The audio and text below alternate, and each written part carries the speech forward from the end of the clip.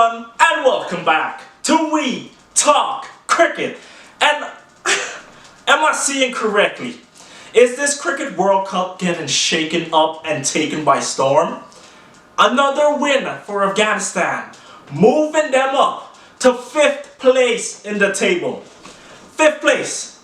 Now, we've already had tons of records being broken, stunning surprises and upsets happening, and it continues today with Afghanistan beating Sri Lanka. Now, I don't know what happened on the Sri Lankan side of things, and I know every Sri Lankan fan out there is just shaking their head going, but I'll tell you one thing, the team that showed up to win won the match. And we gotta talk about it. So without further ado, let's jump into it. We had Sri Lanka batting first, making 241 all out. Very well, not said very well, but good bowling and feeling from the Afghanistan side. Really reined things in, and sadly the Sri Lankan batters made a lot of mistakes. Too many playing across the line to the wrong deliveries, and trying to go for shots that weren't there did not help their effort in setting a decent total. We've already seen that under 250 can be hard to defend. Yes, we saw India do it, but for other teams, especially when you boast a really good batting lineup, things can just not work out the way you want it to do or to be. So, batting first Sri Lanka, we had Patam Nasanka making a brave 46. Just trying his hardest just to get Sri Lanka to a respectable total. He did receive some good support from Kusal Mendis, who made 39, but honestly, no one else really contributed to the total, and things were just falling apart. Too many wickets falling, partnerships were hard to build, so they definitely felt Afghanistan's looming presence in the field and bowling-wise.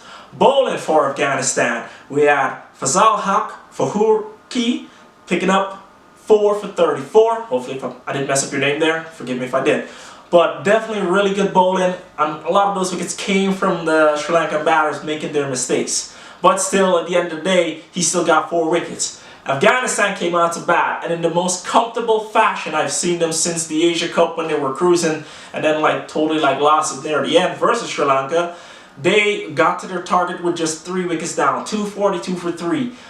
Brilliant half-century knocks coming from, and yes, I'm going to read out the paper because these names are difficult to pronounce, but Azmatullah Omarzi, who made 73 not out. Very well played knock, just teaming up with Hazmatullah Shahidi, who made 58 not out to really guide Afghanistan home after Ramat Shah made 62 earlier on after Afghanistan lost a couple of early wickets. So very well done for the Afghanistan batters. We're definitely seeing a composed side here. And I think this is something we got to talk about right now. I think many teams are looking at, many of the stronger nations, stronger teams are looking at Afghanistan and the Netherlands as weak opposition. The last time I checked, these teams qualified for the Cricket World Cup, and nobody should take that for granted. I don't care if you beat them in a qualifying match. I don't care if you beat them before. You pay every team respect. Because if you're overconfident and you slip up the way Sri Lanka did, you will pay for it with a loss. And we saw that today. Stop underestimating teams. Cricket is an unpredictable game. You never know what can happen. You have to go in there thinking everyone is your strongest opponent. Because I'll tell you one thing, it did not look like that's the way Sri Lanka was thinking it. They were probably thinking, we're superior, we beat you before, took you out in the Asia Cup, yada yada. And I'm telling you, it backfired. Honestly, for Sri Lanka, batting let them down greatly this game. And again, they are still struggling to pick up those wickets. They are struggling to make breakthroughs. And to put the icing on the cake, the feeling was terrible. Too many drop catches, too many missed fields. It felt like there was a lack of effort in the field. You have to give 100%.